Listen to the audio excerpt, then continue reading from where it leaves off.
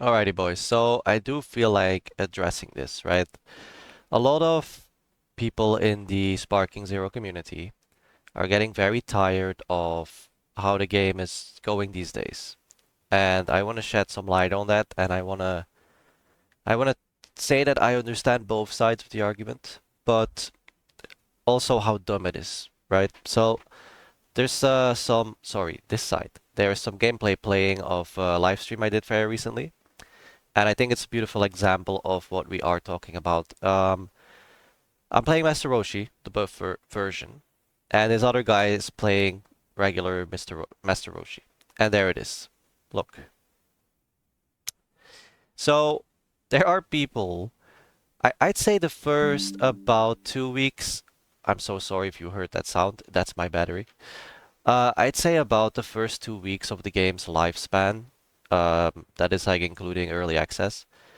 The game was pretty fun. People were playing the characters that they liked playing, as I think you should play a game, right? You should play for fun and you should play the characters you like playing, right? So like Goku Black, Trunks from the future, whatever.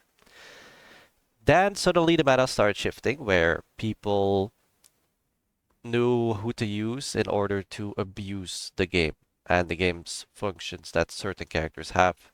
So people start playing this Master Roshi right here because unblockable, right? And then just spam it. And people start playing these androids, which have super annoying grab. People start playing Berther. Now he's not, the biggest problem. I'm just naming a few. He's very fast. His sparking mode is insane because his like base attack speed is already so insane. So that's kind of a character that you can really abuse, but happening to me a lot of times actually with Berther. Um, People use giants, which I personally haven't really read into. Whenever I run into giants, they use it to extend the timer so that I run out of time, which is also toxic and childish.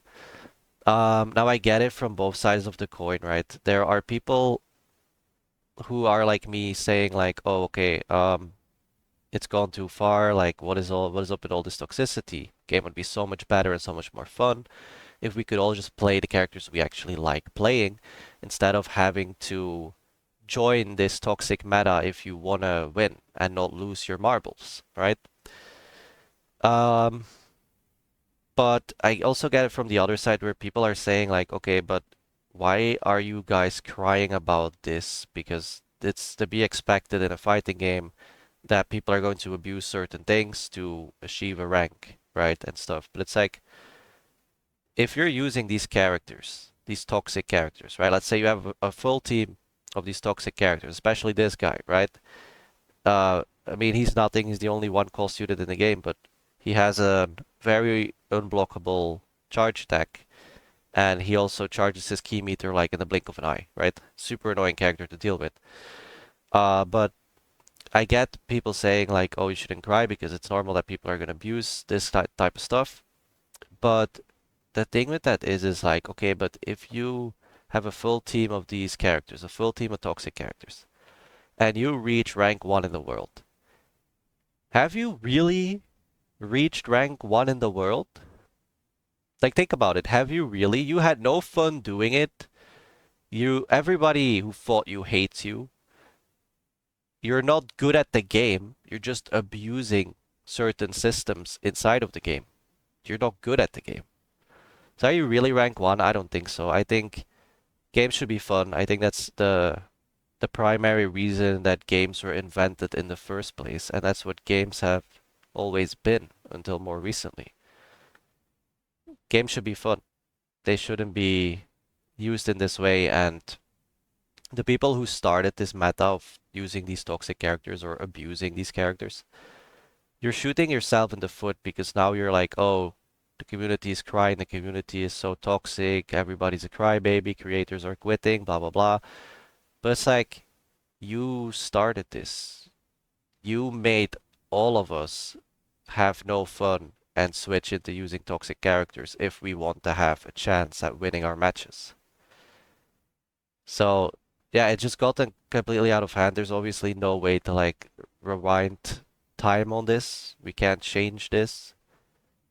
I just think it's a shame because there was so much hype around Sparking Zero, and I think, yeah, the game has flaws, but the game delivered, like in general, right? The game, I have an ad on this, are you kidding me? Anyways, the game delivered. That's the thing. So, yeah, it's a shame to see what happened to the game. I'm not quitting the game personally, as you can see. What I kind of do is I use characters I like, such as Gohan, for example, and then I put in annoying characters. You could see I have Bertha on my team, stuff like that. So I kind of mix it up, I guess. I try not to go full toxic, because then there's no fun in it for me either. And I would say that everyone who doesn't want to quit the game, but also doesn't want to join in the toxicness, but still win the matches, which is important, you should probably play like this. You should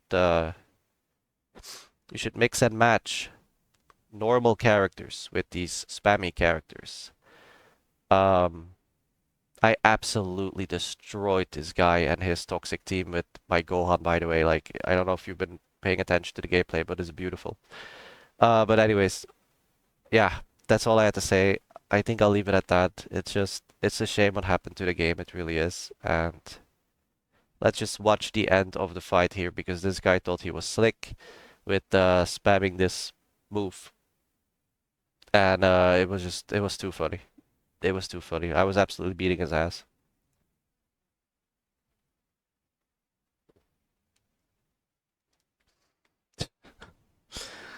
Ah, too good. Anyways, see you guys in the next video. Stay strong out there, man. It's a tough game. Peace.